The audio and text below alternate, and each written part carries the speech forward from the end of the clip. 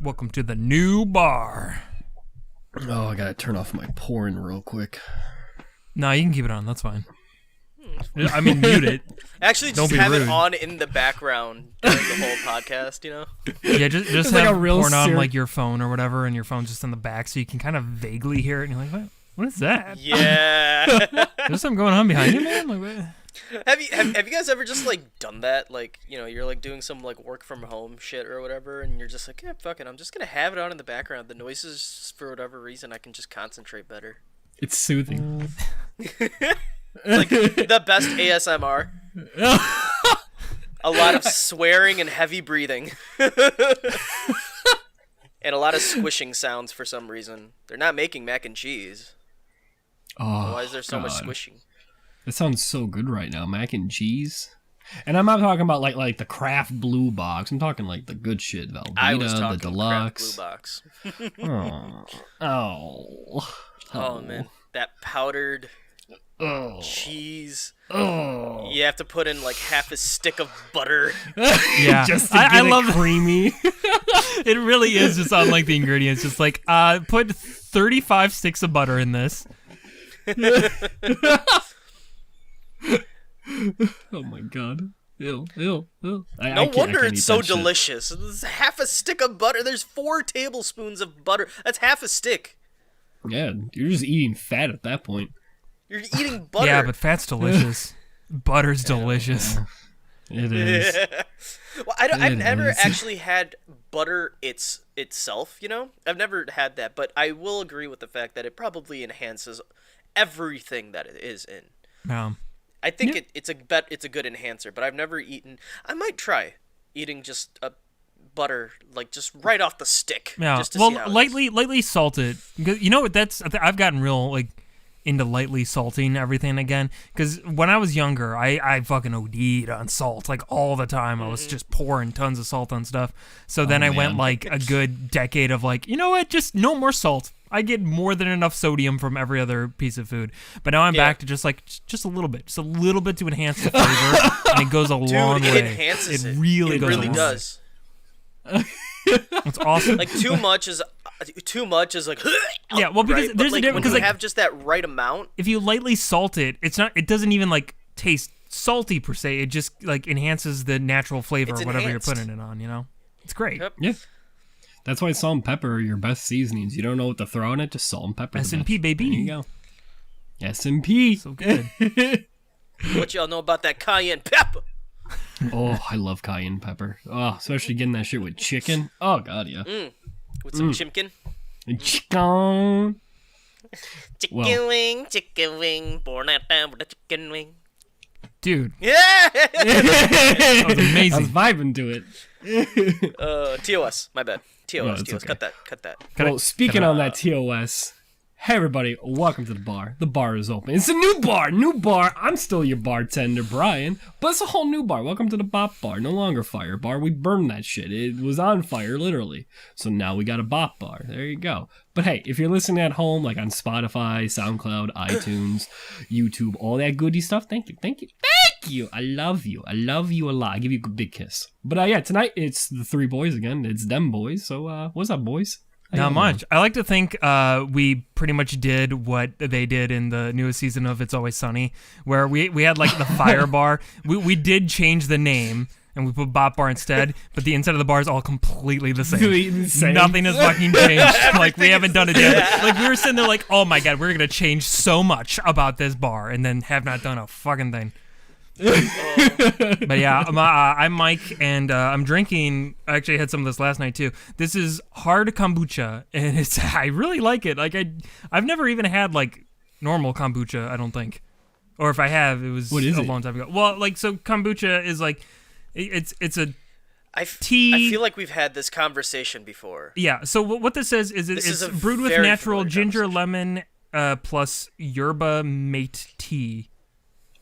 Which I don't really know what that is, but I don't know, man. It's good. The can says pleasantly sweet or pleasantly zesty and sweet, which is a good way to describe it. It's yummy. Oh. Lit. Brian, we had this conversation yesterday.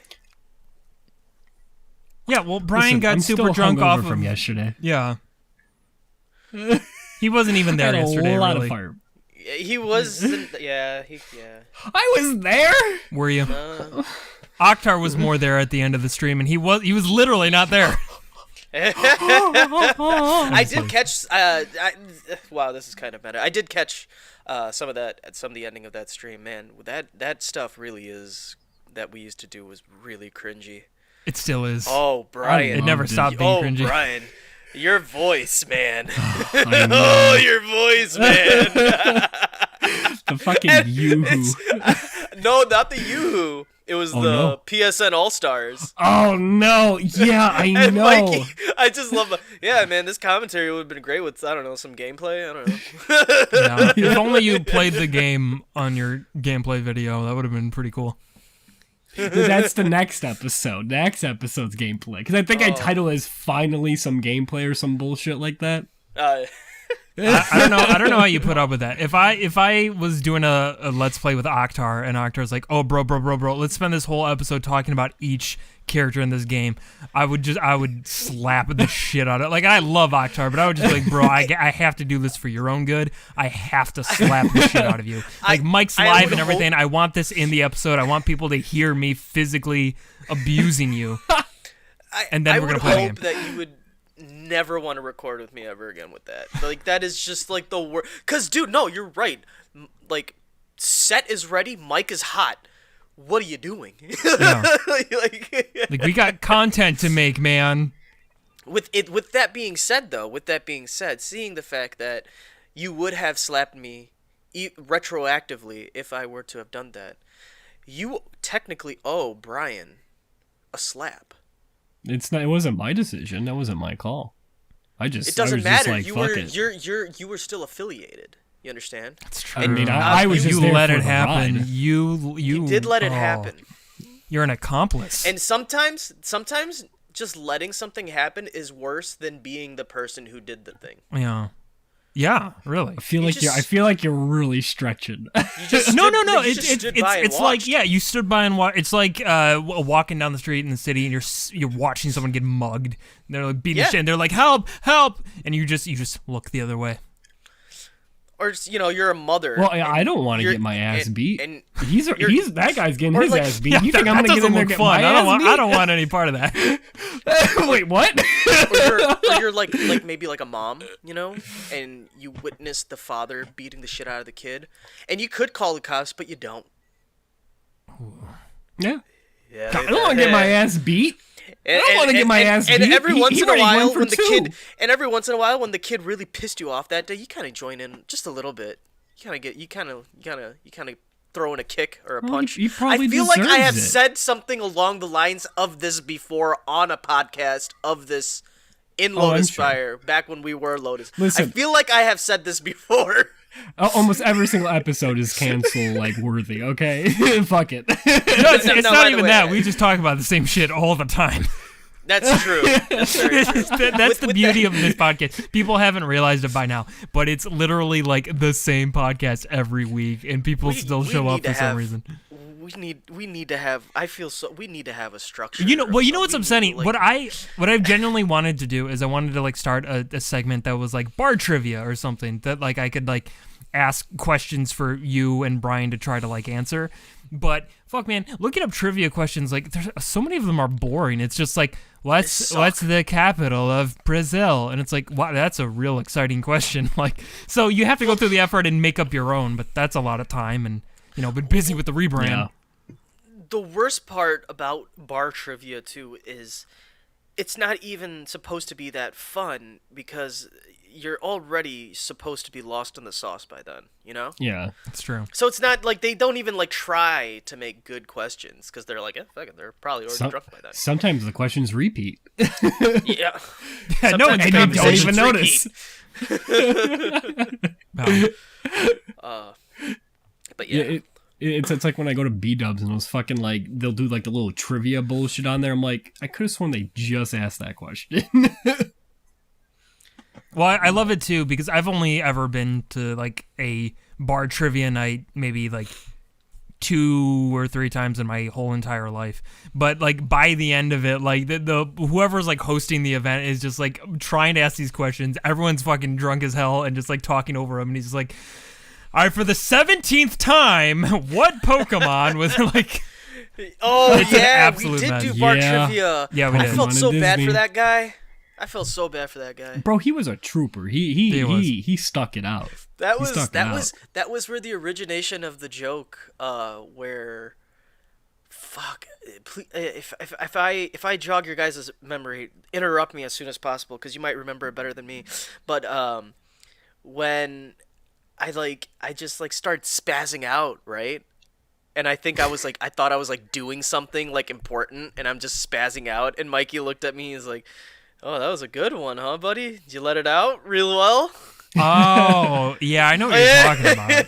Yeah, that was weird. That joke has to happen somewhere in a skit, and I didn't explain it right, so it's obviously still not ruined, because people have not even a vague idea of what this joke was. But that joke, to this day, that was just so fucking funny. Like I was like dying. I was dying at the table You when were. Mikey just went with it. It was so good. Fuck. I feel so bad for the listener viewer. Yeah, it's okay. It's a you had to be there situation. It is, Yeah. but it can, I think it is something that can be recreated if done right, and definitely something right to be shared situation. with the world. With the werewolf. The world. Yeah, when we went to those 2 trivia nights, what was it, for Disney and Pokemon, I was just sitting there, I'm just like, y'all got me on the 2 topics I don't know shit about. You don't know You know a anything lot about Disney. Yeah. You don't know anything about Pokemon? You have every single Pokemon game. What? No. Brian fell off of Pokemon My pretty hard for a Pokemon few knowledge- generations there, so. Yeah, my really? Pokemon knowledge is so, like, bare minimum. I don't know. After, like, the 3rd one, I kind of... But you have to understand, Stop. they didn't go. Those questions didn't really get into the nitty gritty of Pokemon that much. Like, it was still meant for It was enough for me a not to know. spread out audience, spread out enough to where yeah, even well, I at was kinda least- like, oh yeah, I know these At questions. least until like towards the end, because they did have some very specific questions. Yeah. Like there was Yeah. one that had something to do with some weird niche, like Pokemon commercial or something. Like it was really Pokemon specific. Channel, Oh yeah, that I think game. that was it. Yeah. Yes, that's what it was. And I That's remember like exactly what it was, basically yeah. like 99% of the people in the bar were like, "What the fuck is this question even talking about?" Like nobody knew. But it's the one last played that question, right? It GameCube has to game. be something like that. It has to be. No, Otherwise, agreed. But you know. but that's Yeah. that's my point though. Is that like it got to the point where the questions were pretty specific. You have to start broad, obviously, but kind of Yeah. narrow it down and get more specific and tougher as you go. Like proper trivia. I don't know God if it- damn it. The things that, like, I don't know, like, I can maybe name some Pokemon, but the shit that was, like, tripping me up when they were like, which type is better, this or this? And I'm like, I don't There is know. no better type because all types have their pluses and like, minuses. Well, they were getting to, like, types, like, eventually, where they're like, oh, which type would win versus each. I don't know. As soon as they started getting to the types or asking what type of types were certain Pokemons, I'm just like, fuck if I know. He's blue water? I'm the master at type matching. Yeah, even if I I'm totally- wrong, yeah, somehow, especially I'm when he's right. And he's always wrong. That's the thing. But you're so confident about how But wrong you are. I wish I was able to use that skill during trivia, because even, like, could you imagine me being wrong, but then the guy's like, he does make a fucking good point, Yeah, though. like- Here, just... that is not the right answer, but man, did he say it convincingly, so we'll give it to him. Well, that's just Akhtar in general, man. Like, Yeah. It is listen, he may be wrong, but damn if he's not confident in that answer. It's not, though. Like, I'm not. Like, I don't know how you guys think. Like, during the Pokemon thing, I think it was just like the reason why I said it with so much confidence, and it was because I was explaining my reasoning to you. Yeah. Right, Mike? I was like, Yeah. I'm like, oh yeah, because like, for example, like fire and grass, like, oh yeah, you light up kindling with, that, and it makes a bigger fire. You're like, oh yeah, but that was one that made sense. The one that really messed up was was it Fairy and Darkness? I think it was. I Might have thought been, Fairy was super effective against Darkness, but I think it was the other way around, or something like that. See, now it's just, ooh, I don't.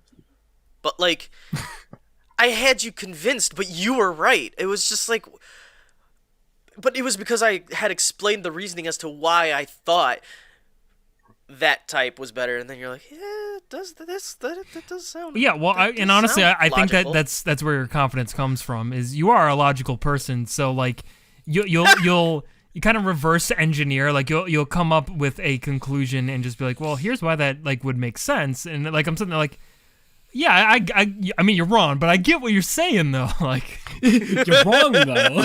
you're so wrong. Oh, yeah. Yeah. That's the thing. I don't know. I think even with like when it comes to like schoolwork and stuff like that too, like I get a lot of shit wrong, but like my thought process, like you were just saying, it's so like correct, but it's like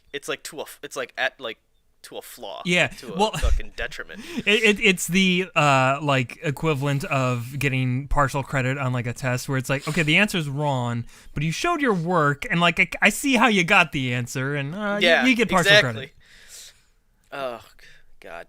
Dude, partial credit See, was a at least lifesaver in college because there were so many complicated like engineering problems and math problems, and like more often than not I would get the answer wrong, but I showed enough work and it was logical. I was like, oh, okay, that makes sense. Because I remember, fuck man, there was a class in college that was a really high level math class that used a lot of formulas, but we weren't allowed any kind of like formula sheet for the exams. Like you had to memorize them all. And listen, Wow.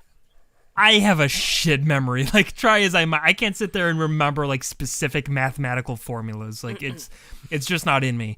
So I was sitting there like literally all the exams. I would just be running off of partial credit because I would literally say like on the question that I'm answering, like, don't remember the formula, gonna use this formula instead. No, it's not right, but like let's pretend this is the right formula, and I'll go through the steps to show you how I'm getting to my answer. But Yeah. God, it's well, that's terrible. the thing. I've always seen you, and you're 100% right. I've always seen you as someone who shines when he applies his knowledge, but like where you don't shine is just the act of memorization, and you hate it, and it's because it's dull. But honestly, it's the worst way of learning is memorization. Yeah, and it doesn't really say anything to me about a person's intelligence. Don't get me wrong, having a good memory is impressive, but having a good memory doesn't mean you're an extremely intelligent person. You're just able to regurgitate facts or things you've seen, right? But like to be able to logically like deduce things and like have abstract thought in like answering a problem or whatever, that to me says way more about actual intelligence than just like, I remember this exact formula, now I plug in the numbers. And that's because you're grasping concept over recipe. Yes. You know. Exactly. You don't. So I mean, this is like a abstract way, and I know cooking isn't your forte, but it's more or less like you don't know the exact recipe of the cake, but you know how to make a cake if you had to make a cake. Right, because like you understand how the ingredients work with each other. Exactly. Like it's the concepts that you're holding on to, and then like that to me is way more important. By the way, the captain of industry in chat says high level math is wild. I was fine with formulas as those were easy to smuggle in on calculators. Oh, that's true. I have done that before. Because again, sometimes you just have to. Proof recitation fucked me up every time. Oh, fucking I hate proofs. That's what proofs is what trig. Well, like mathematical proofs, I mean, honestly, you can use them in any form of math as far as I know, but essentially it's breaking down why an equation is that the way it is. Yeah. You know, it's applicable. Yeah, in no, all math, I remember doing proofs only once in trig, and I've only gone up to business calc, but yeah, I'm guessing once you go into calc 1, 2, 3, I think proofs become much more important to figure out how to do. Mm-hmm. And it's so funny because like I know it probably depends on like the classes, but when I was in college, some like really high level math classes like DiffyQ and stuff like that, like everything was graded on such an extreme curve because like the exams were so unbelievably hard that like getting a 40% was getting an A. Like it was curved so fucking insanely. It's like, okay. I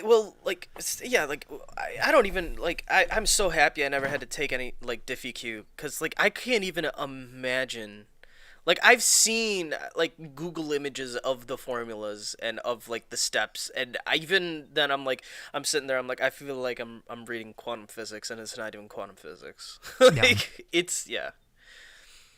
And also, speaking of quantum physics, how about that shit, right? Like, you have to be, like, weirdly, like, just into whatever you're doing to even think about taking that class.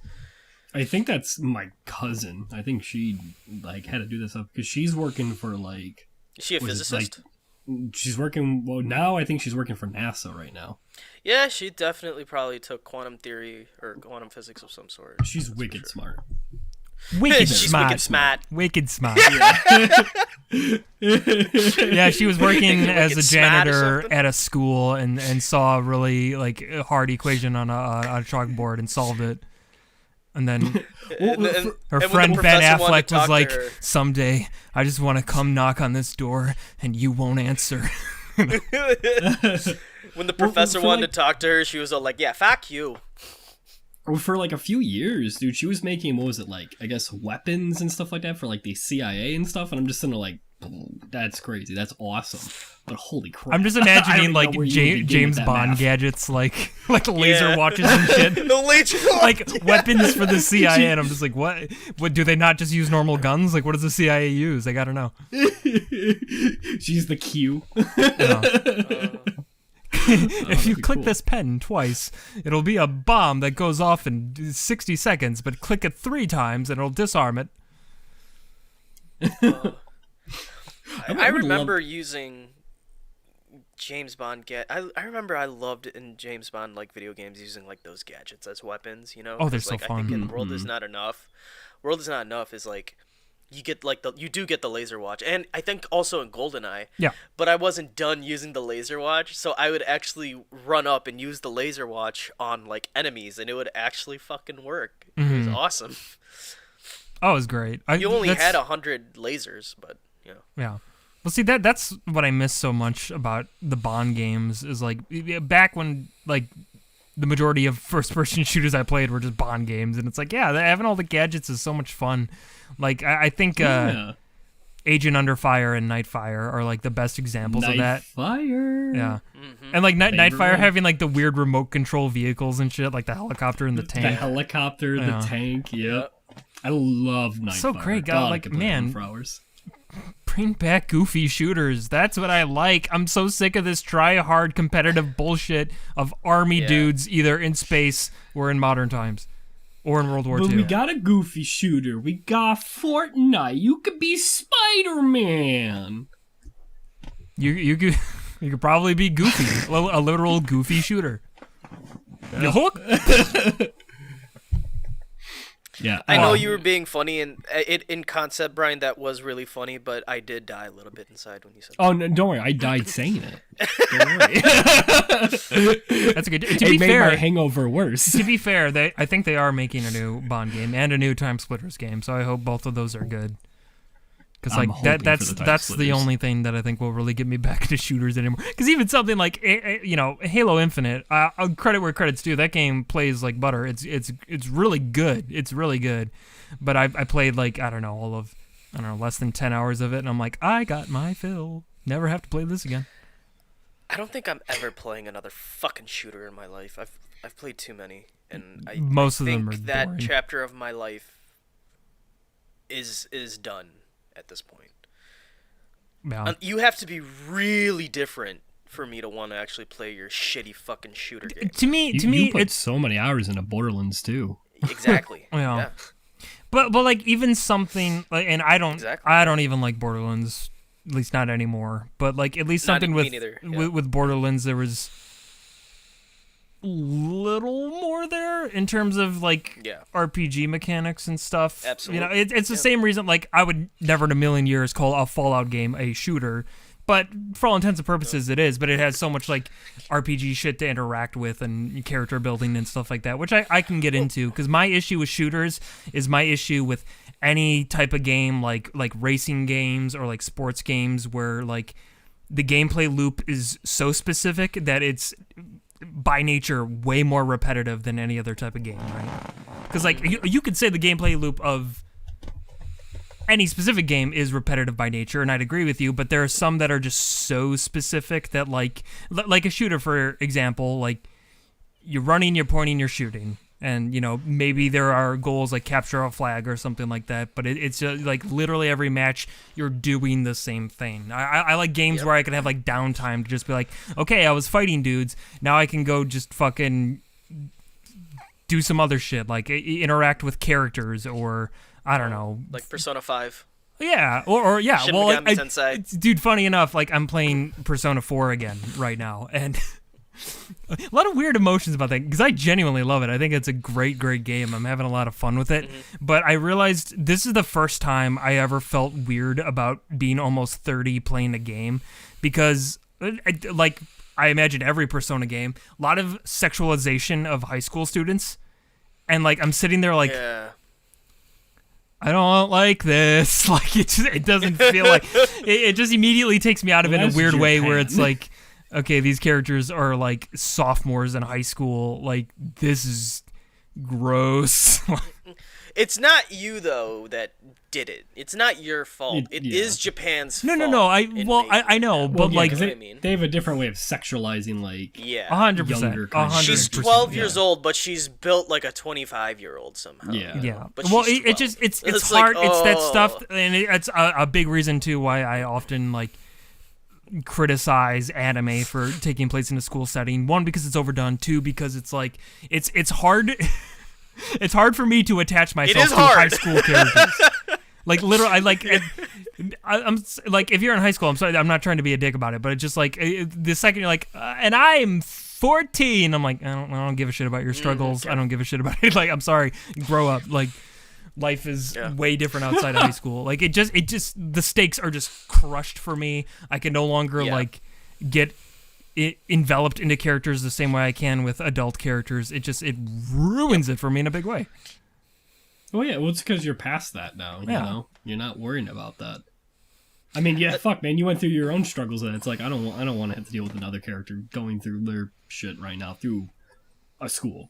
Well, and it's funny because like it's a weird mix where like I really enjoy the RPG mechanics of Persona that come over from Shin Megami Tensei, like all the different monsters, personas, whatever you want to call them, that you can collect, like a weird kind of Pokemon mechanic. You can fuse them, you can do all this cool stuff. I really enjoy that aspect of it.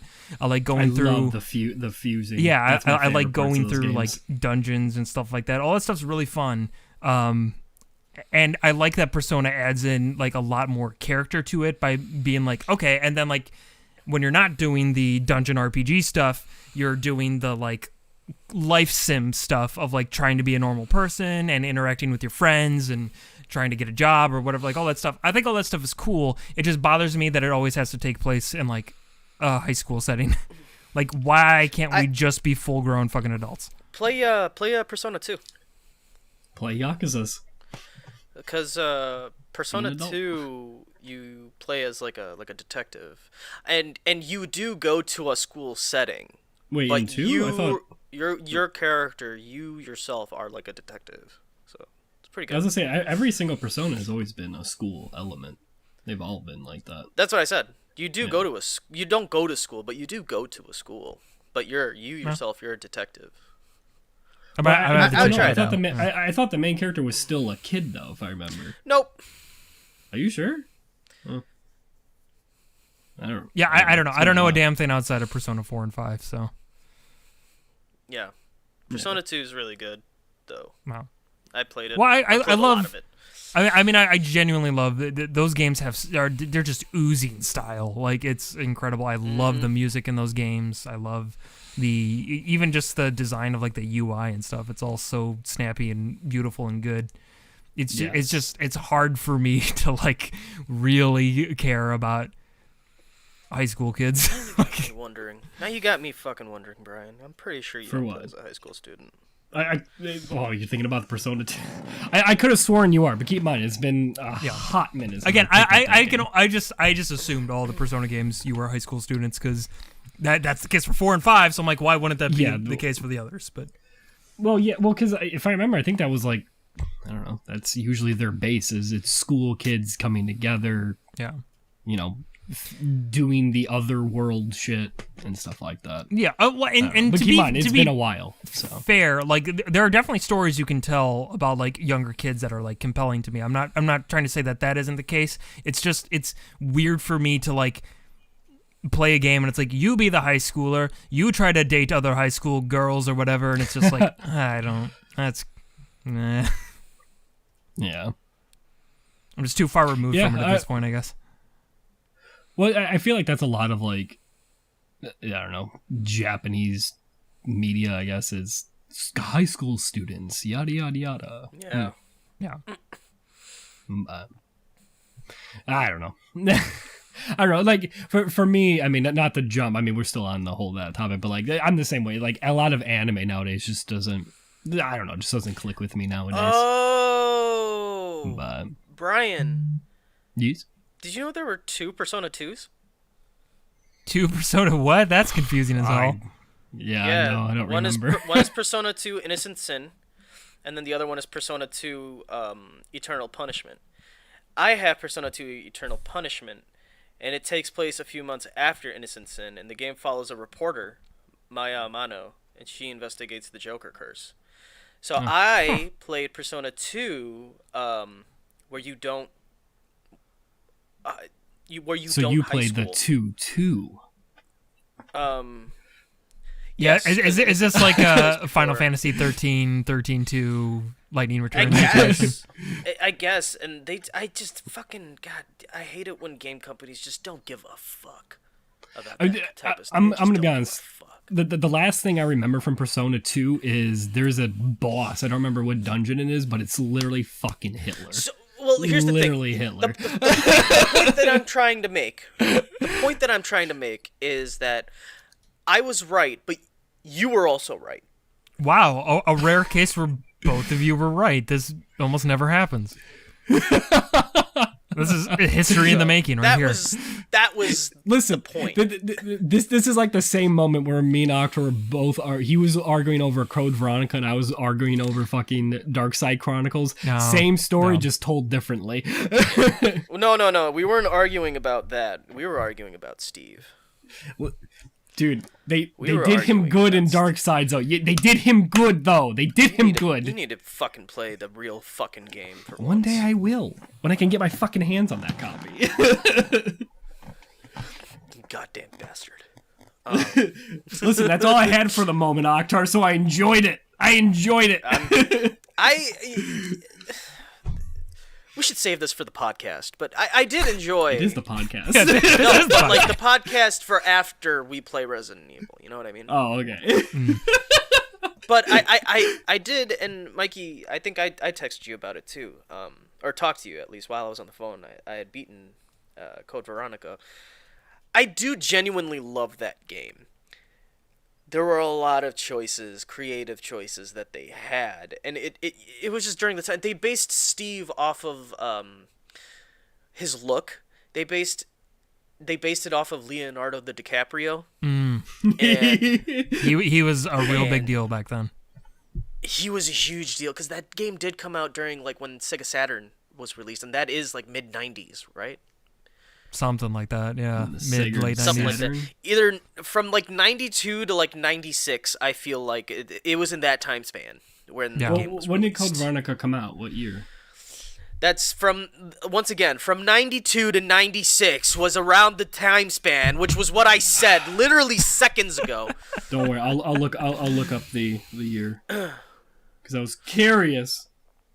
But yeah, so, but I don't know what they based his voice acting off of because Oh no, it's I remember hearing some of it, and oh boy, talk about an immediately unlikable character the second he opens his mouth. You have to really like Resident Evil to look past This was that, made in that 2000s, by the way. What? For the Sega Dreamcast. Wow. Oh, Dreamcast game, okay. Dreamcast, okay. So the Dreamcast got it. Oh shit. So that would be what? Dreamcast and PS2? It came out later on PS2, yes. Yeah. I thought it was Sega Saturn, my fault. Dreamcast, you mean? No, that's what I'm saying. You said Dreamcast, you corrected me. I thought it was Sega Saturn. Gotcha. Well, that's what I was kind of thinking, because I'm like, I could have sworn the game was a little bit more newer. I don't remember being that old, but... Yeah. Yeah, I was off by like 4 to 8 years just now. Captain says, I'm so excited to play Resident Evil for the first time. Are you going to play through like the whole series? Because, man, it is a trip.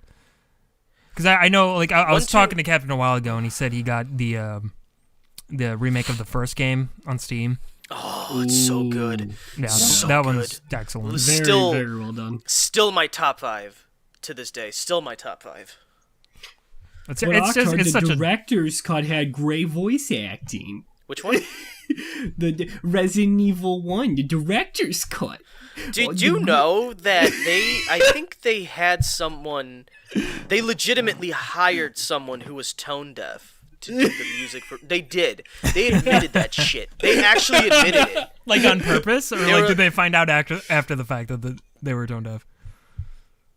I think they found out after. Okay. Because that would be an interesting pitch. It's just like you're like gonna hire someone to do like the music for a game, and the person's like, by the way, I am tone deaf, and they're like, awesome, you're hired. If you listen to the director's cut music, dude, you'll be like, whoa, like he's not even making an effort. Like it sounds like someone who's not even making an effort, or they're trying really hard. And since it's like in Japan and everything, he was trying his gosh darned hard. Why did he even apply for that, you know? That's the other thing. I don't know. Sometimes you just shoot your shot and see what happens. Did he shoot that shot? He did. But and all those voice actors. That was the main reason why after I played Code Veronica, I played Director's Cut. It's because of the music. And also, Director's Cut is fucking difficult as shit. Like, it is really hard. That game is really tough. But something like Resident Evil 1 Remake, though, I played so much, I can fucking speedrun that game. But you see into the Matrix when it comes to the one remake. You just like, the code at this point. The first day I watched Akhtar play that, we got super baked, and I know it's an unreleased video. Yeah. But my God, I couldn't say anything because I was too amazed. I was too mesmerized by everything. I'm like, bro, he knows this stuff. It's like the back of his hand. This is crazy. Well, that's how is he doing this? It's all calculated. I felt so bad because I looked at Akhtar like after I think we only recorded like what, maybe 2 or something episodes. No, and I took like 4 or 5 or something like that. It was like a 3-hour recording session. Okay, yeah, and I took the episodes. I go to Akhtar, I'm like, bro, we can't release this. We are so high. Like, I literally texted him next day because I had those. I'm like, we can't release. Well, what made Brian even more slack-jawed was that I wasn't shutting the fuck up while like doing this amazing gameplay. I was just talking and playing this game, just like flawlessly.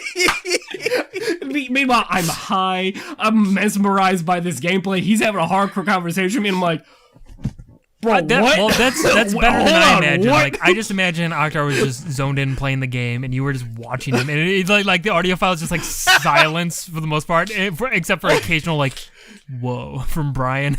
But otherwise, just like no conversation going on. Dude, there was like okay, so there was one point where it was like I was waiting for a response from Brian because I had asked him a question, and like a minute and a half goes by, and on a Let's Play, a minute and a half is a fucking lifetime, Yes, right? yeah.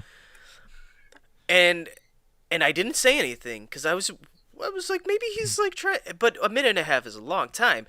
And then he didn't even know that I even asked him a question, and Brian's just like, after a minute and a half of silence, you just hear, "I'm sorry." It's like, what? What happened?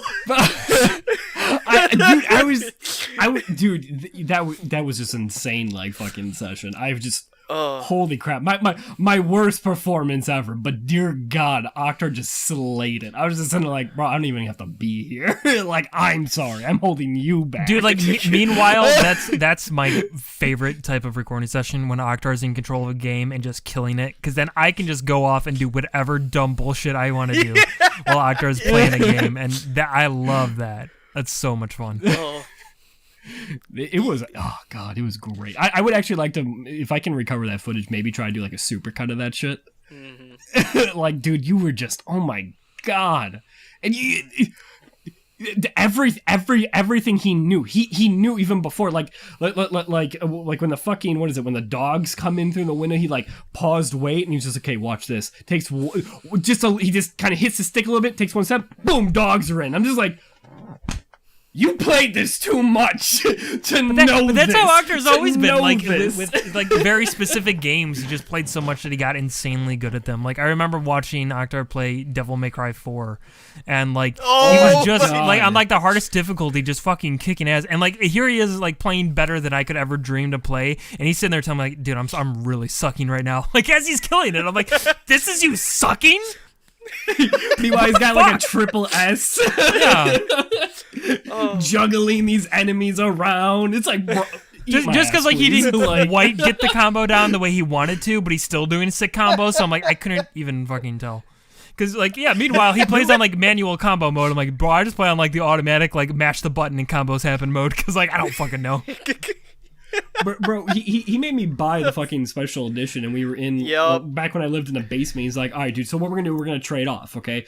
I'm gonna do a section, then you can do a section, and blah blah, and, you know, like, we're gonna play in the hardest difficulty. I'm like, all right, bro, I got you. I haven't played the 4th DMC in a while. Let's go back in. And I'm watching him just slay it, just slaying and going. And what was it? It was like when we die, we were gonna switch off or something like that.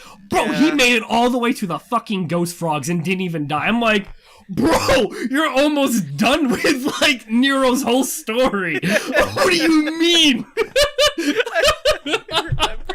Like, I was just sitting there, and then, like, he gave me the control out of pity. I'm just like, I'm doing combos, I'm fucking up, and I'm just looking at him. He's like, no, dude, it's okay. You're doing good. I'm like, shut up, I don't need your pity.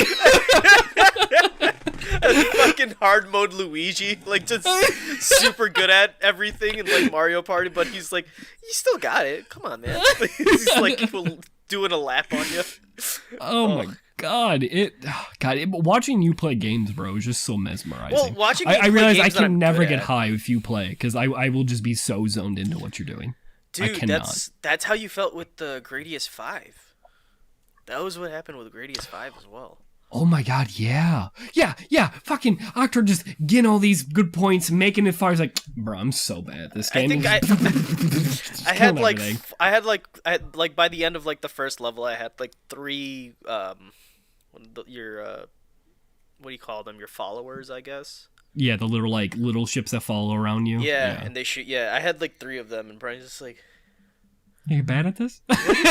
Dude, I am so bad at Gradius 5, though, actually. Like, I am actually really bad. I die. I'm going to make you record it so people can see your actual, like, gameplay. No, there is gameplay of me playing Gradius. Mikey put it up. It's not I know. impressive. The original. But no one has seen you play this Gradius, though. This Gradius. This is the game. Every time I would spend the night there, he would have it on every single night. If it wasn't Idle Shovel Night, but it was mostly Gradius 5. Oh my God, this man! You calculate it all. You're playing 4D chess over there. There's like 6 games that I play anymore, and it's because all the rest of the games have broken my heart. That's why I'm so scared of starting like Mass Effect trilogy right now too, because I'm like, I know it's an amazing journey, but these 6 games have never let me down. That's okay. But I have to. For what it's commend worth, you, Mikey. I'm the same way because like, despite the fact that I'm really serious about beating Persona 4, somehow I keep opening up Skyrim and I'm like, oh fuck, run a Skyrim a bit. It's like I gotta stop. I've played this game so much, and yet somehow I can still boot it up and fuck around in it. It's one of those games. You'll like, it's your a year will go by and you just come back to it and you're like, oh man, this is great. Well, and again, like it's the mods too that really keep me coming back because it's just like I'll go on the fucking Skyrim Nexus and be like, oh, that looks like cool armor, or that looks like a cool area or whatever, or even just some weird graphical mod where it's like, oh, this will make things look like slightly better. And it's like, all right, it's not now, it's a whole new game. That's where it gets me, is the modding. Cat makes a good point here Modding, too. Personal I love comfort it. games would be a good podcast topic. Yeah, totally. Oh, okay. yeah. I'll put that on my list, actually. Hold on, that's a good one. I've got a lot of those. Yeah. I'm sorry, I did cut you off though. What were you gonna say? Well, I was just gonna say I commend you for playing like the whole Mass Effect series because like I said I'm still afraid of like like starting something new, but like you have admitted that you are one of those people who likes to play a variety of games. Yeah. Like, Well, you need variety. That's what I was telling Brian, actually, funny enough, is like I really enjoyed my playthrough of all 3 Mass Effect games, but by like towards the back half of 3, I was really ready to be done with it. Not even because it was that bad, because again, like the ending of 3 still sucks, but like everything leading up to it is still really good. It's just that by that point I had played so much Mass Effect that I was like, I am so ready to move on from this. Like this has been a lot of the same kind of thing. Yeah, but it does say a lot about the game itself to where you were still there, like you were saying, even in the back half. But that feeling happened so late for you, so it does say something really good about that game still. Because something like that, like that feeling should have. I'm talking like as if like I know your brains. Fuck me. You know my brain pretty like, well, to be fair. I would think like something like that, especially when you're playing like a 3-part series, would happen like midway through the second game, or a little bit more than midway. I mean, through the honestly, second. I think it's a testament to like how good Mass Effect 2 is. Because I'll put it this way. Yeah.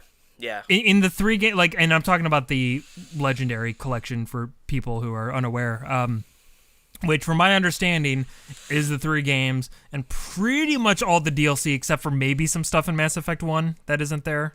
Again, what I heard, I don't really know. But for the most part, the games, all the DLC, I played everything. I did all of it except for there was like one side quest in Mass Effect 1 that was just like, you know, when you go on different planets, you can collect like different weird materials, like hard metals, soft metals, stuff like that. There was one quest left over of like I didn't collect enough metal or whatever, so I could have gone to more planets and tried to find more, but I was like, I'm done with this game. The content part is over. This would just be like me being a completionist, which I don't really care about. So I moved on to Mass Effect 2.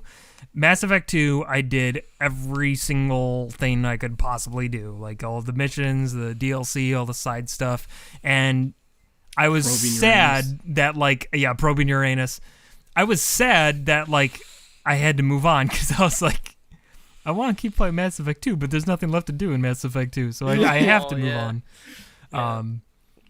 So I think it's a testament to how good Mass Effect 2 is. It's still my favorite in the series, but I will say Mass Effect 3 has the best DLC, bar none. Like, genuinely fantastic shit. Because there's like DLC where you retake Omega from Cerberus, and Omega is a planet you go in like the beginning of Mass Effect 2. It's kind of like a dingy, like, well, it's not even really a planet. I guess it's more of like a space station or something like that. But like they've got like a seedy bar there. There's a lot of gains that are there. Like it's a really like shitty underground place. Like when you go there in Mass Effect 2, there's like a plague there and everything. But like there's Aria Taloka is I think her name, and she kind of like rules Omega, and she comes to you in Mass Effect 3 and is like, yo, you gotta help me retake this. And like that DLC was fantastic. There's what's called the Leviathan DLC in Mass Effect 3, which should have been in the main fucking game, because that has so much like backstory on the Reapers and their creators, and it's like, how was this DLC? Like, you're telling me people paid Mass Effect 3 and they had to buy like this DLC, pay extra to fucking get this pivotal information. That was crazy. That was messed up. And then the Citadel DLC, which I feel like is famous because everybody talks about it. Like, you just have a fun time with your buds and throw a party at the end of it, and you just hang out with the bros. I had the biggest smile on my face during all of it. It was so good. Like, I don't know. It was Mass Effect 3 for its failings towards the end. Like, leading up to all that, it's a good game, and the DLC is top notch. Like, if every game had DLC that good, like, I would never be upset about DLC ever. Like, yeah, that's great. You know, back when they kind of cared about DLC. Nowadays, it's just garbage bullshit that was originally in the game. They just pulled it out. Yeah, well, to be fair, that's kind of how the Leviathan DLC felt. Like, how that wasn't in the main game, I have no idea. Well, it's because, EA. Yeah, okay, fair. Yeah. Those goddamn cucks. Goddamn you, EA. I will say, this is back during, like, our high school days, Mikey. It was fucking addicting watching you play Halo 3 online. Because you were really good at Halo 3 online. Yeah, Halo 3 really good. That was the Halo I played the most of, and definitely like online. Like, I think Halo 3 online multiplayer is probably some of my best memories of playing a game online. Because, man, that was so much fucking fun. That and Star Ocean. Oh, Phantasy Star. Phantasy Star, yeah. The free trial version that run and do the same two missions. Oh man! And people are trying to sell naked pictures of themselves on there for Microsoft points. The way Mikey, oh man, it was like me and him were like dead and soulless, and Mikey was like repeating the same two missions, and I am dying inside. Like, I'm like, dude, this like sucks. And Mikey, like, with the most monotoned voice ever, he's like, I know it doesn't look like it, but I'm having the time of my fucking life right now. I was like, what the fuck? Because I remember you genuinely enjoyed it. There's something to be said. So, I don't know what it is. I think this is a big reason why I flock to RPGs so much is like what I feel like a lot of people would consider to be boring. I consider to be like just a good time. I like being able to relax with a game. I think is what it comes down to, and like that can mean a bunch of different things. But like especially with any kind of RPG or turn-based, where you can just do stuff at your own pace and like think about the stuff you're doing and just kind of like chill in a world, go kill some enemies, go explore some stuff. Like, I think that's what I get the most out of in video games. I know there's a lot of people who like the high action Twitch shooter, fucking crazy shit's happening all the time games, but like, I've never been super into that stuff, and I've gotten even less so as I've gotten older. I just like to zone out and play a game and have fun. There are times where like genuinely I'll be like in the mood to play a game, and I'll be like, oh, I should get further in Persona 4 or whatever story-based game I'm about to play, and I'll tell you even then, I'll be like, I can't even handle like plot right now. I just need a game where I can just fucking turn my brain off and just play, which I think is a reason why I play Skyrim so much, because that's like the epitome of that. But that's my Animal Crossing. Turn off the brain, just do my work. I think that's why for you, Dragon Quest just has that extremely special place in your heart, because it is charming, and the story there is a story, but it's obviously it's still easily digestible. Yeah. So it's not something that's just like extreme, like how you were saying with like Persona, where you not only are following an overarching story, but you're following individual character stories as well, and that's just a lot. But like with something like Dragon Quest, that's why I feel like you genuinely enjoy that, because the second you explained what you were looking for in a game, that's what popped in my head. Yeah, and Dragon Quest is perfect for that kind of stuff, because for what really amounts to like simple JRPG gameplay, like those games just have so much like detail and effort put into like everything around it. Like I always talk about how like all the enemies have like unique dying animations and stuff like that. Like again, it's crazy because I would go as far to say, and again, like people will disagree, and the people who disagree are people who don't play Dragon Quest games. But if you play Dragon Quest games, you'll probably agree that outside of something like Pokemon, Dragon Quest has the most memorable like enemies that you fight. There's a reason the slime, the blue slime, is everywhere in Japan. There's merch, there's all this stuff. Like you see it everywhere. Everybody knows it. You could have never seen a Dragon Quest game in your life, and you could see the blue slime and be like, I know what that is. Like the designs are all so unique and memorable and weird and fun that like very rarely do I play a game where I see a new enemy and I go like, I have to fight that thing.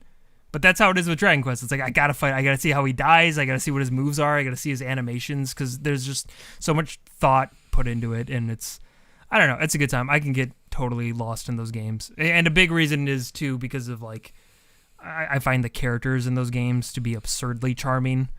Yeah. I think 11 is a good example of that. And, like, 8, especially for me, I adore the characters in 8. They're so fucking fun. I still gotta play that. Oh my god, it's.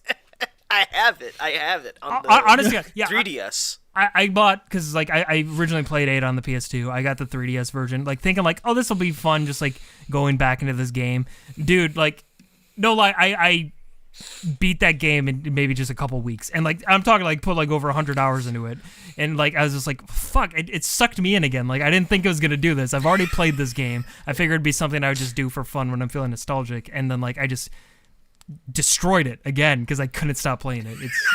I don't know. It's fantastic. Oh, that's awesome.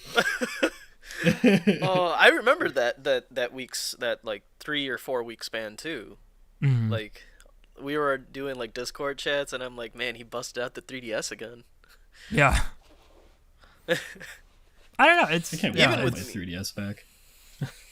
It's great. I can't recommend Dragon Quest enough. Like if you like RPGs, especially turn-based RPGs, then you're doing a disservice not playing those games because they're like basically the grandfather of that genre. Not to say that there weren't similar types of games before Dragon Quest, but like the first Dragon Quest was the one to really like make the formula concrete, right? Like without Dragon Quest, there'd be no Final Fantasy, there'd be no Pokemon. That's how big a deal it is. Like literally, like people don't know this. Dragon Quest did Pokemon before Pokemon existed. Like the idea of capturing monsters and having them fight and stuff. That was Dragon Quest, people. It did it all first. Like play the fucking game. It's almost offensive, right? It's almost like offensive where like Final Fantasy and Pokemon actually have more recognition than Dragon Quest because it was, like you said, it started all those things. Yeah, I think. Well, I mean, hey, if you want to go technical.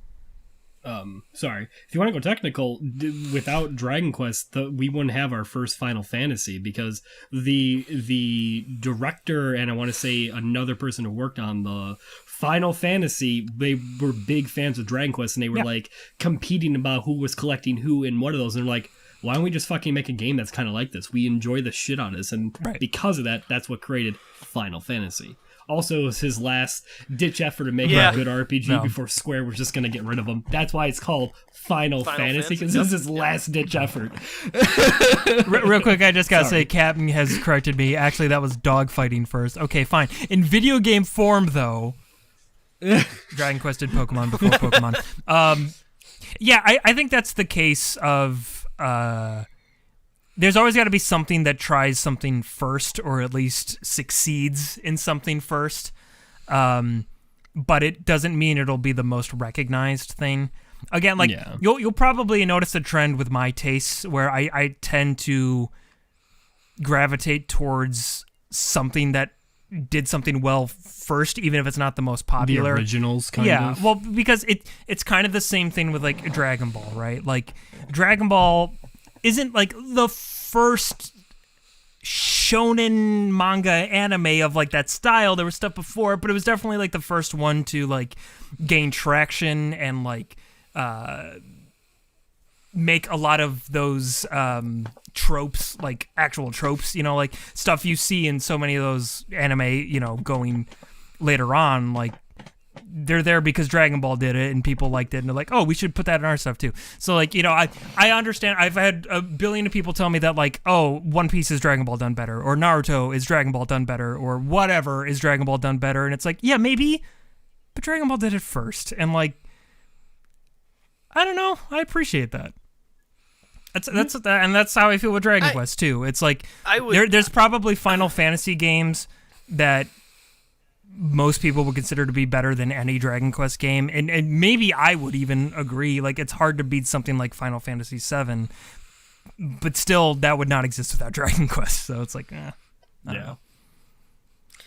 Yeah, I don't know. I feel that you can't. I don't know. Dragon Ball is just its own beast, and is, in my opinion, I think of anime, really, in my opinion, especially in for all of Dragon Ball, it is the best one. I think for me, a lot of the falling off with Dragon Ball was probably at the end of Saiyan Saga of Dragon Ball. Everything else, it's just because Saiyan Saga just did everything so freaking well. Dude.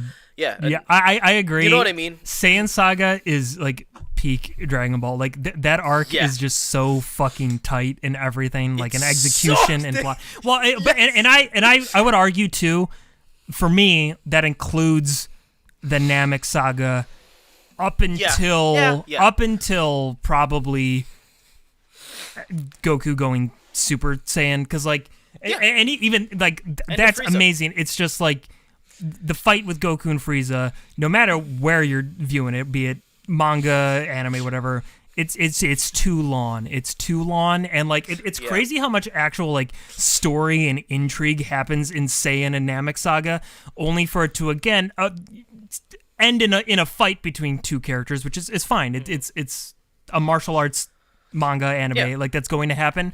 But it's hard for that to feel truly satisfying when there's been like so much like interesting shit happening, and now it's like, and now these two characters fight until the end, and you're like, okay, sure. What I do appreciate a lot about Frieza Saga, though, is the fact that Goku takes the back seat for most of it. Actually, he's really not in Frieza Saga, or in that whole Namekian side. No. He's really not in it that much, actually. And it was about Vegeta. He's on Snake Way. Yeah.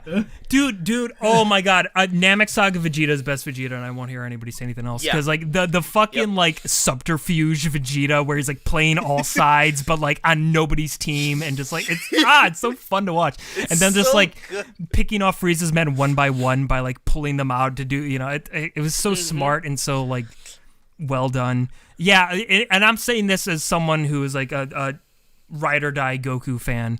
Namek Saga is best without Goku. Like it unfortunately, it just from a writing, it has nothing to do with Goku. It's just from a writing perspective, the arc gets less interested when Goku's introduced into it, because like everything up to it, because he's just gonna about the fight. Well, exactly, because that's what Goku does. He fights. So Goku comes in, he's going to fight a guy, and he's going to beat him, whatever.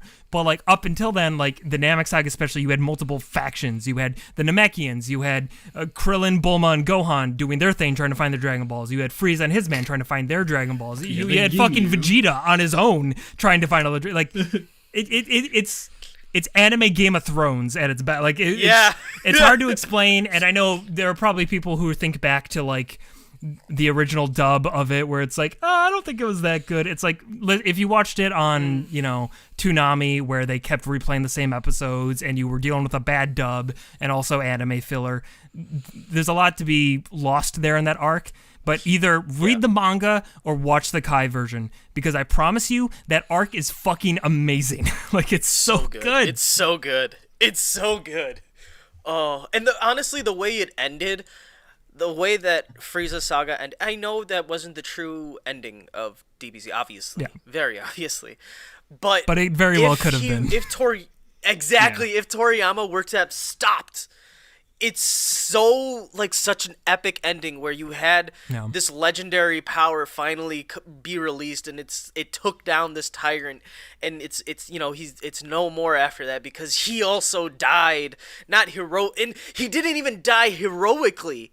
That was the other thing too. He defeated the villain, and he just dies. Like, it's so good.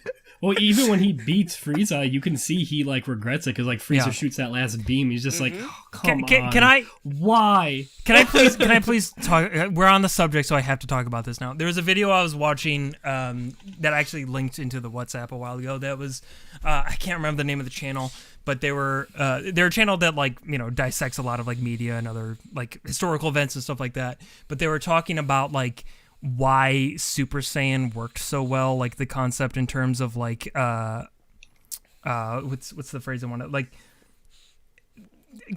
a King Arthur type of thing where there's like a legend that's going to be fulfilled, but Super Saiyan is so interesting because like little seeds of it are like planted in the series, especially in the Namek arc leading up to that, where like you hear whispers of it, you don't know what it is.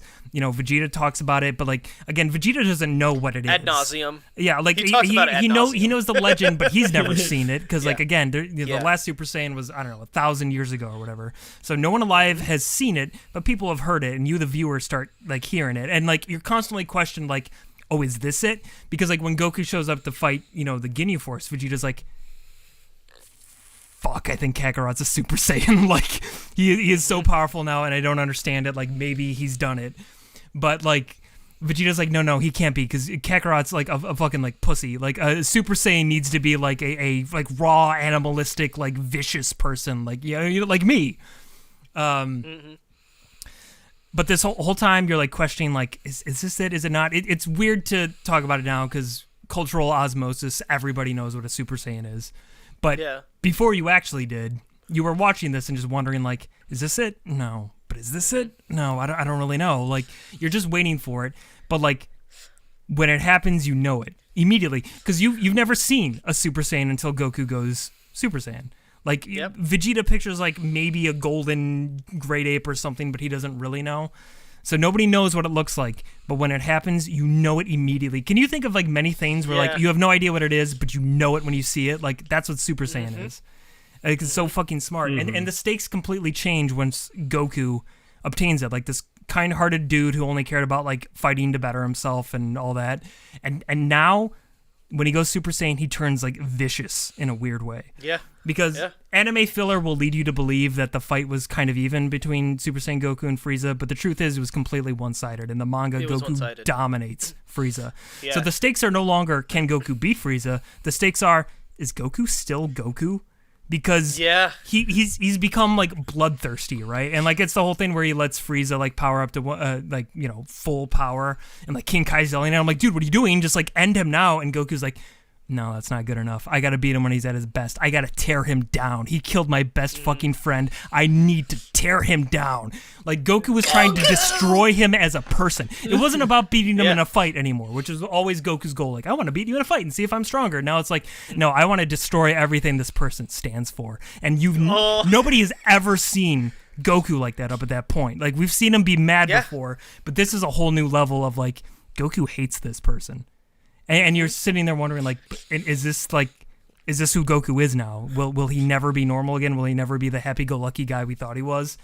And you find out later on that, like, no, he still can be, but, like, yeah, even in the ending, like, he becomes satisfied, right? Like, towards the end of the fight, he's like, dude, I beat you. Like, you're done. Like, even at your full power, you're nothing compared to me. It's over. I'm going home. I made my point. And fucking Frieza, like, multiple times is just like, no, I'm not taking that standing. So he just, Goku has no choice but to end him, but he didn't want to. He didn't want to. Mm-hmm. He didn't. He didn't want to have to kill him. And you can see it in his face. Yeah. Unfortunately, this is a scene where the anime doesn't do it justice, because after Goku kills Frieza, like, he just kind of looks mad, but, like, in the manga, you see it on his face where he's just like, I didn't want it to end like this. Like, I don't feel good about this. Yeah. I don't know. Dragon Ball is one of those things that a lot of people on the outside will be like, yeah, shirtless men screaming, but it's like, dude, it's there's some good shit there. I promise you just got to give it a chance, and unfortunately not watch the shitty original Funimation dub. I know we're all nostalgic for it, but guys, it's not good. You got to move on from it. Yeah. And can That's I why just I kind of hope One Piece can get a Kai, because there's a lot of shit I wish gets cut out. But can I say what did ruin Super Saiyan though were as in Cell Saga the eyes. When you got the friendly eyes with Super Saiyan, every time I look at Super Saiyan, I'm like, you gotta have the, you've reached, and that was when the first time when Goku did go, he not a single hint of those friendly eyes, because I think that was also the point where Goku didn't even know how to control it. He was just angry. He was just mad, and like that's why you see those eyes. But I think that's kind of... It didn't ruin it, but it really did take away from the... what's the word that I'm looking for? It took away how big of a deal Super Saiyan really was. Yeah, well, that's the issue with DBZ going forward, like, after the Namek Saga, is, like, the... Yeah. I almost want to say the fucking, like, castration of Super Saiyan as a form. Because, in that example, it's meant to signify that they've mastered it, right? Like, they can be Super Saiyan but still be calm. So, like, that's a visual representation of that. And, like, okay, that's... I can get behind that.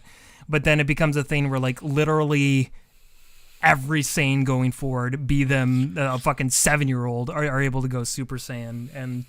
There is a bit of realism in that, like, it's always a fucking struggle for a person to achieve one thing, but once somebody has done it, other people are able to do it much more easily.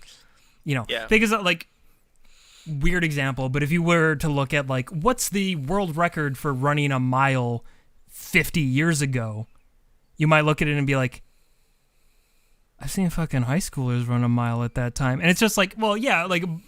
Back then, like, we didn't have as much understanding of physical fitness, of nutrition, of, like, so many things that go into being able to run a faster mile, right? People know how to train better. People know how to do all this stuff. So, yeah, once someone's figured out, like, that Super Saiyan is obtainable, like, it's not unrealistic for it to be more obtainable going forward once people, like, understand how to how to better get to that point. But it still makes the transformation feel less special than it should be, which is a bummer. Well, even Vegeta, he says it. He's just like, dude, how did this form of legend become a child's plaything? Like how Brian just said. Yeah, Goten and Trunks just achieved it with no effort. Immediately. And that's stupid. Vegeta's sitting there like, what? It's the dumb. First time Trunks did it? Because, like, even, Vegeta and Gohan, like, they still earned it in their own right. Whereas Goten and Trunks is like, oh, by the way, we're just Super Saiyans, just cause. Yeah. Nah, fuck that. That's dumb. And you don't even see them hit Super Saiyan 2, and then when they fuse, it's just like, Super Saiyan 3. Yeah, they got it. Like, how, though? What? Because here's the other thing. Even though fusions are, like, one of the coolest parts of Dragon Ball in general, fusion is one of the coolest parts, but it ruins both individual characters because that one fused character becomes just this empty husk that fights, and that's all. It's consistent with every kind of fusion. Like one of them takes a back seat during the fusion. I don't know that I agree with that, because, like, say what you will about how likable they are. I would say, just talking, canon Dragon Ball Z, both Gotenks and Vegito have a lot of personality. Like, that's kind of the main thing about them, is they have they're not like husks for fighting. They're like definitely their own people. I think Vegito is just mostly Vegeta with Goku's face. That's it. We already know how Vegeta is. Vegito's a lot more like sassy and fun-loving than Vegeta, I would argue. Yeah.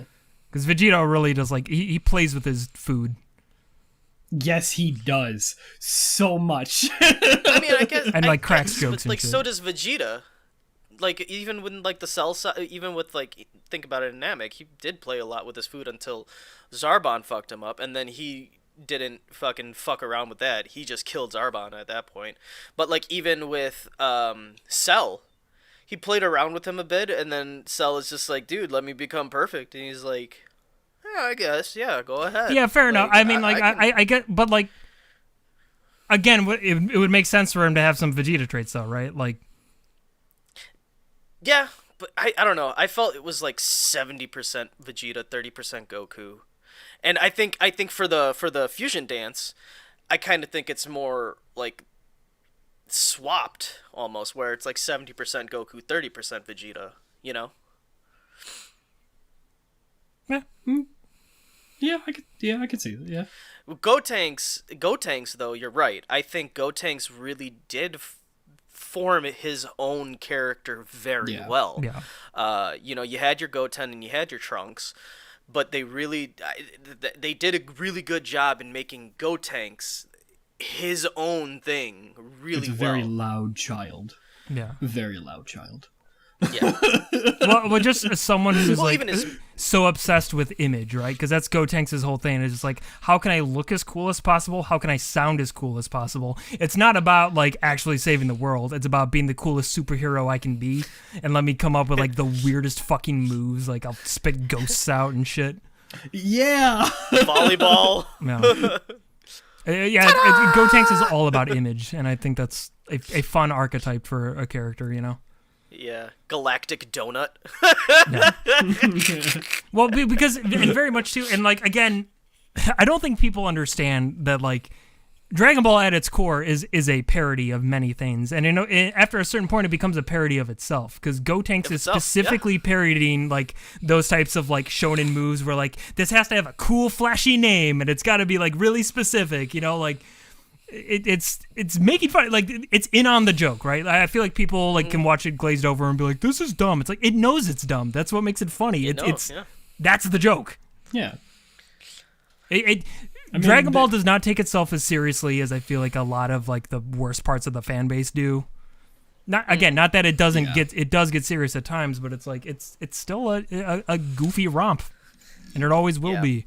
I told about this before, like I think it was the last podcast even, that like some of my least favorite shit from the fandom is like, how strong is this character? What's their power level? It's like power level was a plot device. Like you're focusing on numbers that don't mean fucking anything. Like even Toriyama himself even said power levels are nothing. They are bullshit. Well, and there's so like, many don't like focus on that. Because again, you can't pigeonhole a person into a number, right? Like you could say their power level is 9,000, but what does that mean? Like it fluctuates. It changes on their emotion. Like and it doesn't take into account like specific techniques and fighting prowess and stuff. So it's like it's a number that at the end of the day really doesn't mean as much as you think it does. It's the whole crux of those villains who focus on their fucking scouters and just like, that's his number, so we can beat him. But it's like, no, not necessarily.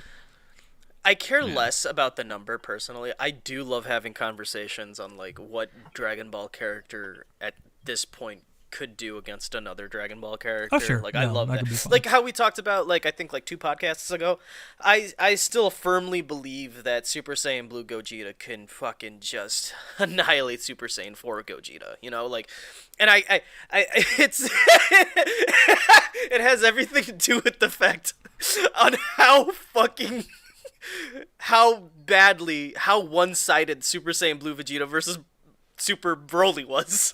Because I feel like Broly has especially when he goes into his Berserk Super Saiyan, I think he reaches that same level of strength that Super Saiyan, because it's almost like he is also taking in the Ozaru and taking control of it. Yeah, you know? Well, and like you consider like watching that movie, like Broly gets to a point where he's wrecking Super Saiyan Blue, Goku, and Vegeta individually. He's wrecking Golden Frieza. And by the time, for an hour. God, and again, Frieza. like it's so fun watching the movie, because the second Gogeta goes Super Saiyan Blue, and I promise you it's the truth, Broly does not hit him once. Not once does Broly hit him. Like it's just he's just wrecked for the next like 10 minutes. He's styling on him the whole time. He is. Literally styling. That he's kick doing that Gogeta does. That kick where he just like flips behind Broly. He's facing his back is facing Broly's back, and he just does that twist roundhouse. I was like, oh, it's fucking. It's some of the best animated fighting I've ever seen. It's so fucking rad. Oh, I tell you, man, the people for the animator for Your Name, great job on the special effects. It looks so pretty. Oh. It looks so gorgeous. Yeah, that movie's dummy gorgeous. It bums me out that the next one's a fucking CG, whatever. Yeah. It's literally Xenoverse models that they put in. Yeah. Yeah, I don't know why they wanted to take that direct, because those it's cheaper, dude. the Toriyama drawing style and all of that, it's just it's chef's kiss, you know, like it doesn't get more beautiful than that, in my opinion. 2D is just very expensive nowadays. It's very expensive. It is. All on the computer. Like, fuck, man. It's very expensive. Like, it's very time consuming, and on top of everything, like the majority of those animators who worked on Super Broly are currently busy with One Piece anyway. Mm-hmm. Yeah. So they, as people, can't do it all. And I know. You know. Yeah. Whatever. It's whatever. I know, but I don't have to like. I don't have to like it. Okay, I know, but I'm hoping this movie will just be like more fun, kind of like a slice of life kind of shit. Because like a lot of that in Dragon Ball is really good too, and like I'm not excited for the movie in terms of like, oh, maybe we'll get some cool fights. I mean, it'll probably be some okay fighting. Whatever. I'm not too concerned. This is going to be the Resurrection F like version. You're going to have the good movie. It's okay, good movie. Yeah. Okay. I feel like that's how they're kind of doing it. It is just like funny though for this to like change in direction, because like the Broly movie was not only like crazy popular, it's literally Toei Animation's #1 like movie in terms of sales. I could see it, yeah. Like it beat out all the other Dragon Ball movies. It beat out all the fucking One Piece movies. Like it was absurdly popular. And for them to be like, okay, next movie, something completely different. It's like, why? Why? Even with the Demon Slayer, I think isn't fucking. But I know that's not Toei. Well, I know that's not Toei. But And Demon Slayer, I think, beat out Broly. But I'm just talking about Toei Animation specifically. Broly is their like highest grossing movie ever. Okay, I thought Broly still beat the Demon Slayer movie. Maybe in America, but not worldwide. Because again, Dragon Ball is really popular in the West. So like Dragon Ball does numbers here in America, but like in Japan, like I think I saw something like an absurd amount of people in Japan like watch Demon Slayer. Like it's a fucking like household thing. Like 90% of their population watches that fucking show. So. Yeah, I mean, I don't know. I watched Demon Slayer. I haven't watched the new stuff. It's cool. I don't know. God, I'm gonna shit on this, ain't I? All right. My thing with Demon Slayer, okay, and I'm gonna get staked for this one. I know it, but it's like it's actiony, it's cool, it's funny, but it's just like I'm gonna sound like an old man. I have seen all these tropes before, so now it's just the same tropes kind of just put in there, and I'm like, I've seen this. I've seen this shit from Naruto. I've seen this shit from DBZ. I've seen all this stuff already. Yeah. So like for me, Demon Slayer just doesn't hit as much for me. I feel like Demon Slayer is maybe a good starter anime for like maybe people who don't really know anime. That's a good way for them to kind of get into it. You know what I mean? Maybe, but I don't know. I think for someone like me who I've seen like a lot of the older stuff, and that's what I'll be honest, I'm more biased towards older kind of anime. That's just the shit I like. Case closed, Ghost in the Shell. You know, I like old shit. I'm sorry, but because I've seen all that, and when I've seen other animes, I'm just like, I could just be watching that because that's the vibe that it's giving. Exactly, right? Like, but I feel the same way, and that's the point I was making with Dragon Ball earlier. Is that like there I can see the value in a lot of other similar shows, like, and they do a lot of things like objectively better. If I step outside of my bias, I could be like, that they handled that better than like Dragon Ball ever did. Yeah. But like it still doesn't hit as hard because you've already seen a similar thing done before, right? So it's just like, how many times can you see iterations of a similar thing before you're like, no matter how good the execution is, it's just not going to hit as the first time I've seen it, you know? Yeah. Yeah. Well, and that's the thing too. Like, don't get me wrong, there are some badass fucking moments in Demon Slayer. I can admit, there's actually some plots where like some shit that's going on. I'm like, that's actually kind of cool. I can get down with that. But then, of course, there's a lot of other stuff where I'm seeing like the kind of the same repeat tropes, and I'm just like, all right. I haven't watched I haven't watched any of Demon Slayer to actually have an opinion. I have to watch it. Mo made me watch it all with him. I literally had to watch it all. Is it finished or is it still going? No, its second season's going on. I haven't started the second season yet. I've seen the whole first season and then the movie. And I did like the movie, but man, there were some spots in that movie where I'm just like, we are going for too long right now. Like, oh my God. Like, please. Like, it just... I don't know. To me, I feel like the Demon Slayer movie, it was good, but man, I really feel like it didn't know when exactly it wanted to end. That's just my opinion. I could be wrong, but like I said, it's just my personal opinion. I don't like those types of things, games, movies, when they don't know when to end. The bad guy just couldn't stop coming back, and I'm just like, we're still doing this. And then a new bad guy comes, and I'm like, oh, okay, cool. Is that what we're gonna? No, we're gonna watch this whole. Okay, let's watch this whole other 30-minute fight. Wow. Okay, like it just, I don't know. It just, to me, it just, I get it. They were trying to fill in for the next season and all that stuff, but dear God, well, that movie. There were like 3 points where I felt like that movie could have ended. That same trope carried with Beerus Saga, not movie, but Saga, where like Goku gets back up like 4, maybe I'll even go as far as saying 5 different times. He gets knocked down, and then like out of nowhere he gets this sudden burst of like power again or something, just out of nowhere. And then like that, it's exactly what you're saying. It's just like you should have just known when the fight should have ended. Yeah. Because at one point it gets ridiculous, and not in a good way. And this thing, but please understand, this is not me shitting on Insane. It's a bad show. It is an enjoyable show. There were actually an episode where I can't remember the main character's name for the moment. I'm sorry, crucify me. But he was actually trying to do some investigation. I'm like, okay, I'm into this shit. Fucking case closed. Let's go. Let's do some investigation. That shit was actually kind of cool, and I'm like, cool. I praise you for that. Like, they legitly. They kept me going, but then just other things. I don't know. For me, it's lukewarm. It's lukewarm for me. I would rather watch Jujutsu Kaisen. I actually like that show. That's not the character Crucify Me's fault, really. That's the people who wrote Crucify Me, you know? Yeah. And, like, I don't know. I do like Demon Slayer. It's just, for me, it's not as high up as I feel like the rest of the internet holds it. For me, it's surprisingly a lot lower. And yes, Jujutsu Kaisen is a little bit higher because, I don't know, to me, like, yeah, you can argue the fact that it's like, oh yeah, they kind of play a lot of the Naruto tropes.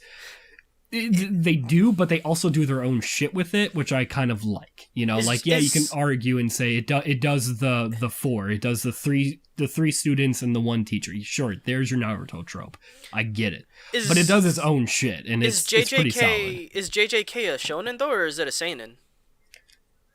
I don't know, if I'm gonna be honest with you. That's the other thing. It's definitely a little bit more adult.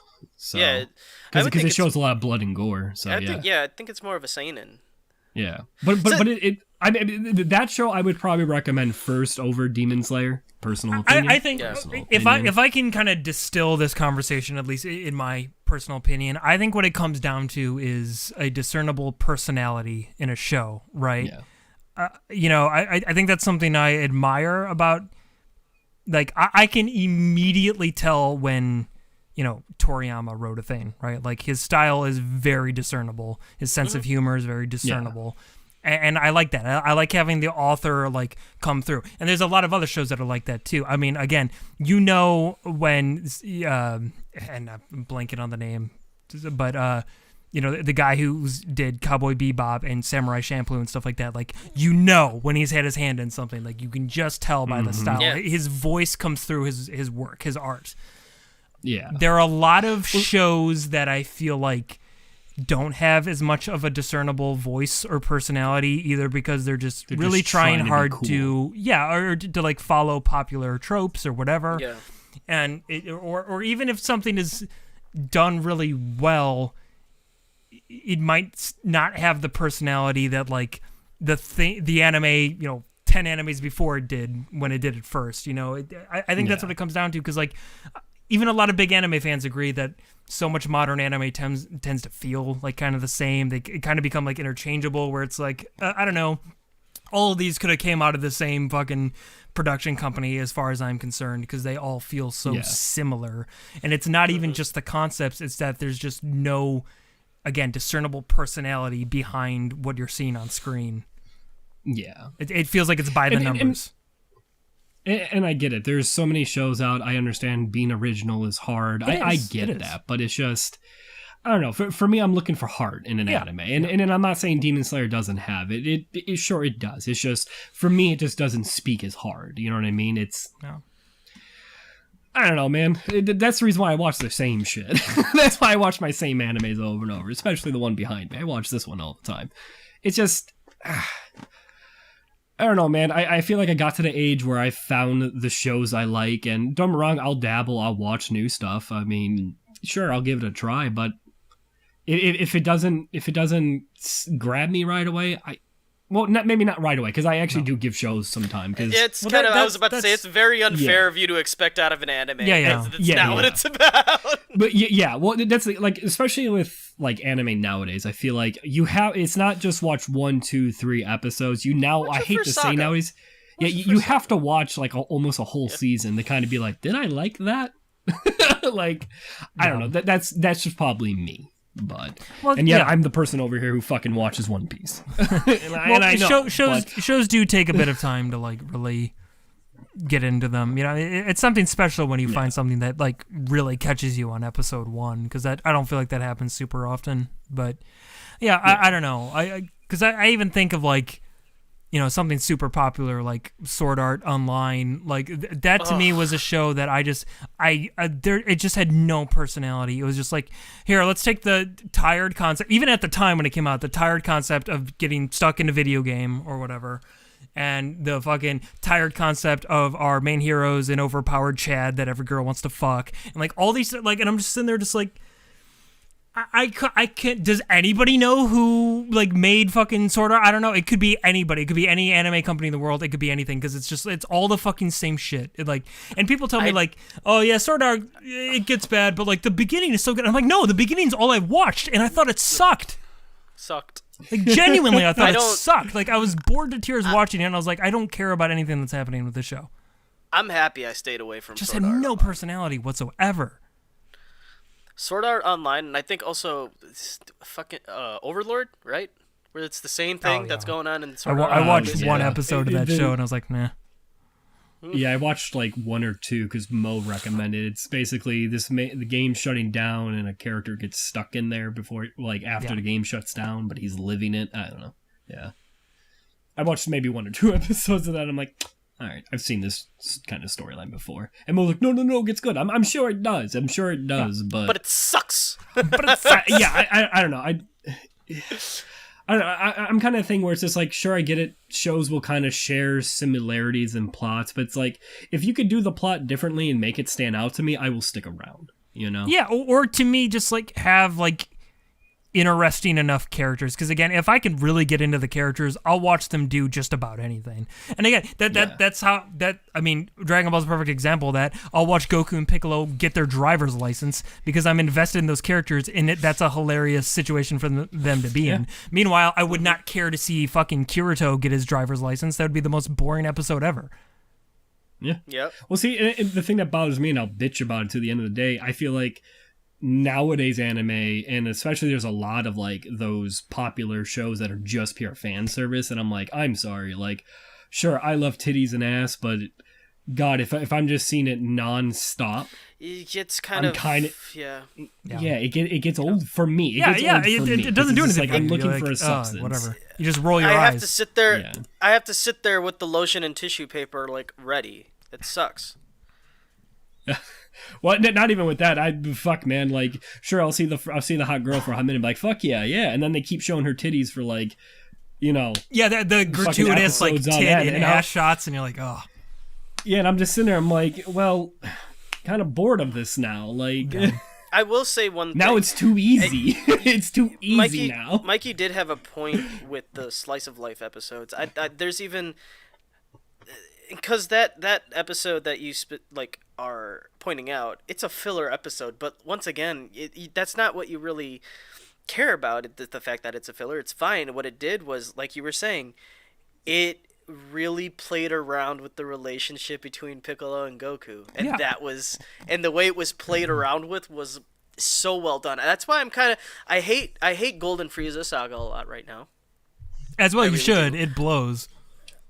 But there are some slice of life episodes, and there are like moments in there where I'm like, why wasn't there more of that? Like, why? Like, there should definitely be more of. Why did you make an entire saga so fucking empty and you showed very small and extremely promising bits and pieces that's why you made like the show version of it. Yeah. You know? Well, again, that saga was always doomed to fail because the reason the Resurrection F movie even existed was because Toriyama heard that fucking Frieza song, that Frieza, and he's just like, oh, that's rad. Frieza was cool. I should write a movie about him. Like, that's as deep as that thought process went. And the movie's fun for one watch, but like, why would you ever rewatch it? Because nothing happens in it other than fights. Nothing.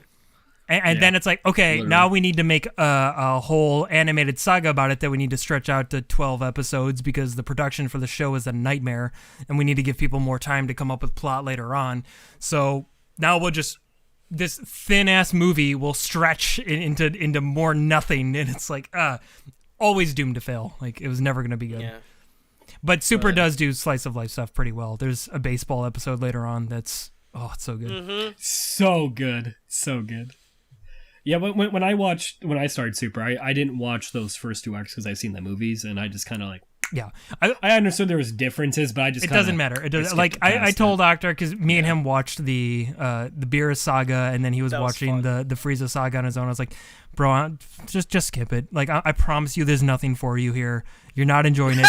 Skip it. You know what happens anyway. It doesn't matter. Yeah. You're okay. You got the pass. You gave it a try. Here's your gold medal. Move on. Yeah. Yeah, I'm gonna start Universe 6 very soon. Yeah. Probably this coming weekend or something. But so you saw Goku Black's arc? No, that comes 6. After the Universe 6 tournament.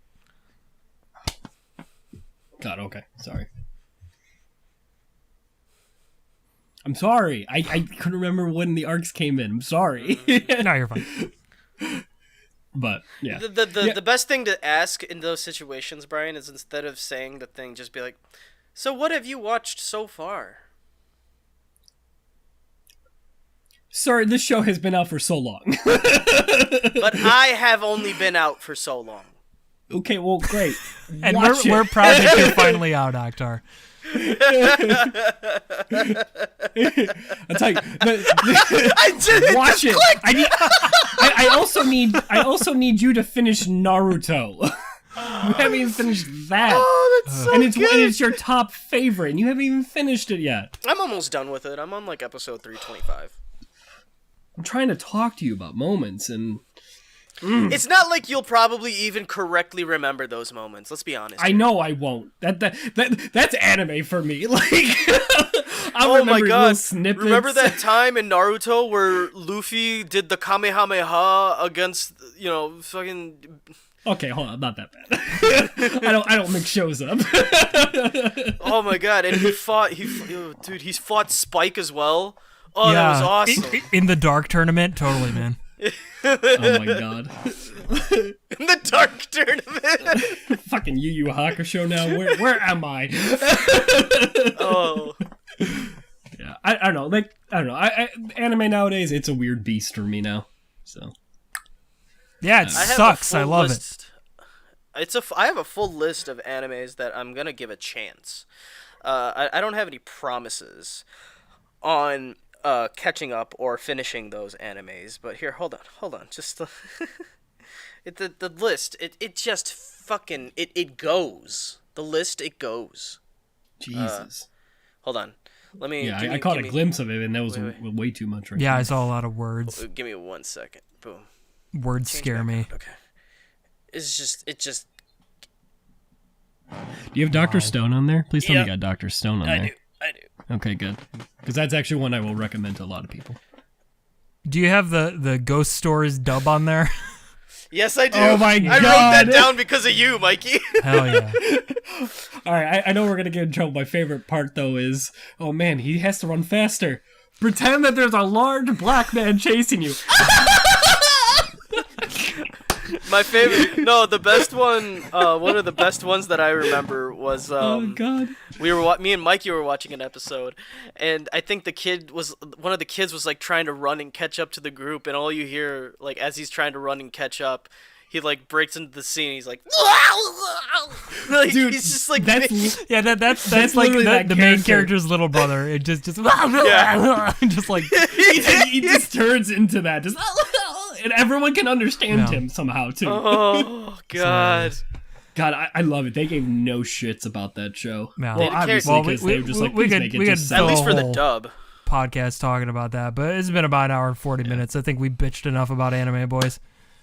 I think so too. We did bitch enough about Anime Boys. Yeah, we did. Fuck you, Kirito. You're boring. Well, hey, on that note, if you guys liked what you watch, hey, give us a little like and, help support the show. That, let us know that you guys like it. It's kind of crazy concept. I'm sorry. I didn't mean to say that to you.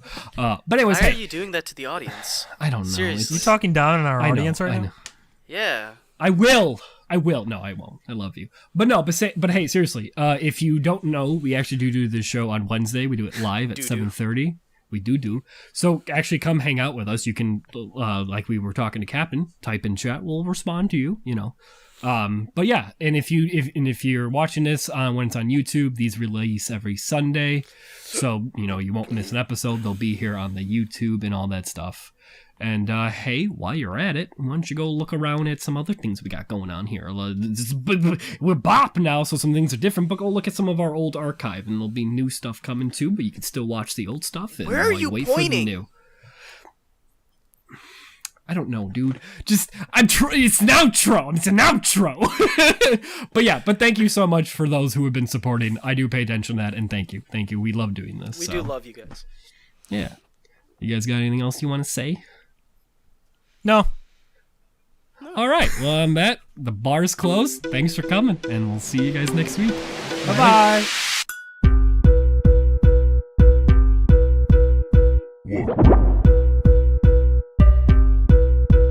Ba ba ba ba!